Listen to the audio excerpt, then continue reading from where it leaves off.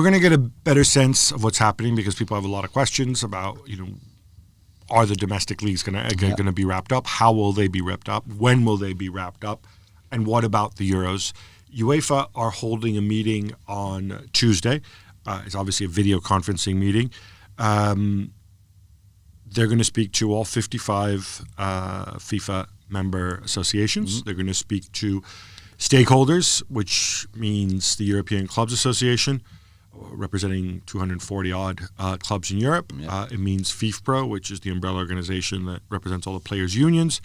And I forget the acronym, but it's the organization that encompasses all the different European leagues. The official line from UEFA is that, well, look, we want to hear everybody out, what they think. We've been looking at the situation for a long time, and we want to try to get to a solution, or at least a plan, because the situation is continually evolving.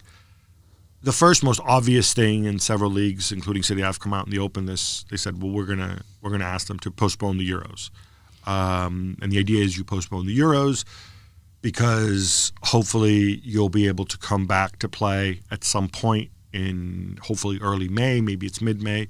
There's no guarantee of this, of course.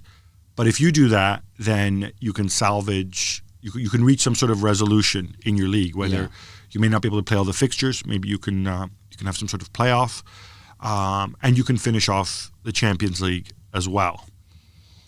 Right, logical decision, right? Yeah, and I don't think there's anything in UEFA camp, as much as they want that Euros to happen, that they can say, no, you know what, we can't postpone it, we can't move it because of this or this or that. It's a Euros that for the first time ever, and probably the last time as well, is in 12 different cities, which means that economically the impact would be much less than if it was in one country that had... It's diluted. It's much more diluted, and those cities will still have the Euros, hopefully, in a year time, for example, in the summer 2021. So, they would not lose that much.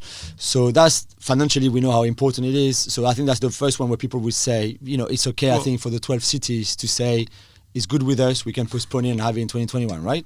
Yeah, and not to mention the fact that as of right now, we don't know what restrictions are going to be in place in terms of travel and whatnot. Yeah. I think the other point is, again, looking at it strictly from a financial lens, it's pretty important that you finish the Champions League. There's going to be different proposals. We don't know how much time you're going to have to do it. We don't know if you're going to have to play games behind closed doors. The round of 16 isn't resolved. All the return legs in the Europa Leagues have not been played. Yeah. Some of the first legs have not been played. Obviously, in the Champions League round of 16, there's, I think, at least 3 games that where one leg hasn't been played. So they need to resolve that. One proposal, and I think there is some merit to this, is you finish those off. You play the second legs where you haven't even played the first leg yet, like in the Getafe Inter situation, or the Roma Seville. You play one leg, and you figure out neutral ground, whatever, and then you do the quarterfinals in one leg, and then for the semifinal and final, you borrow something from the NCAA and you do like a Final Four, or from the Nations League, in some venue. Fair, reasonable? Yeah, I think if it will all depend. If time allows, obviously. Everything we're saying here is if time allows, yes, exactly. If the pandemic allows. Yeah, exactly, because we don't know yet when anything will be able to We don't resume. need to keep repeating that. Yeah. So make a note of it if you're listening. Exactly. So that's a solution. Yeah, right? And I think that would be a fair solution, for any club. Ideally, you would want every fixture to be able to be played and everybody to be able, but that's not going to happen, let's be honest. And I think we need to prepare people as well that this could be a much longer interruption than what maybe we thought initially, or maybe what people are hoping, saying like, oh yeah, maybe 3rd of April we could go back. Well, we can tell you now that nothing will be played at the weekend of the 4th and 5th of April. It will be much, much longer than that. So let's get all ready to not have football for a long time and other sports as well. And again, that would be fine because health is the priority. But I think your plan is a very fair plan. It's not my plan. No, but the plan that you just mentioned, you move the Euros out of the way, and then whenever you can play football again, you structure your remaining fixtures. You've got usually 10 in the league for most leagues, 10 or 11. You've got obviously those Champions League matches, Europa League for the teams that are in there. You've got domestic cups for some, finals, for example. So here's one of the things. So we're going to look at this in a slightly more granular way about what's left to be played domestically. This is not a decision. UEFA can't make a decision for the domestic leagues. No. The domestic leagues do what they want. But UEFA, I suspect, will say, we need to get this wrapped up by June 30th. Yes. And the reason they need to get this wrapped up by June 30th is that all players on expiring contracts, obviously that's when their contracts run out. You have implications not just in terms of wages, you have implications in terms of insurance. Mm-hmm. I think what a lot of people don't want is to go and extend this out into next season. I know there's been suggestions here.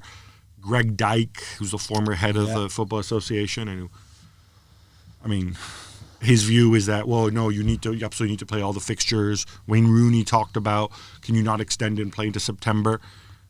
I think UEFA's point, and I think they're right, is the football system isn't set up for that. And I know it's an unusual situation, but you impact so many different things if you play through during the summer. Yeah. Right. I don't know that if you can even play, say, football in Seville at the end of July, where it's 110 degrees Fahrenheit. Yeah. And I think these things come into play. And also, you don't want to create something where you have a knock-on effect, which affects next season and then the season after and the season after. So they're going to say, I suspect, June 30th, the European season ends. We'll have the Champions League final played by then again, if the epidemic allows. Yeah. And then July 15th is when, roughly mid-July, is when qualifying for next year's Europa League and Champions League starts. Yeah. Domestic leagues, do what you think is best because we can't force you. But by that day, you have to tell us who's playing in next season's European Cups. So that if in England they decide, well, no, we're different, we're an island, we invented the game, blah, blah, blah, we'll do things our way, as we've seen that they're doing more ways than one. Yeah.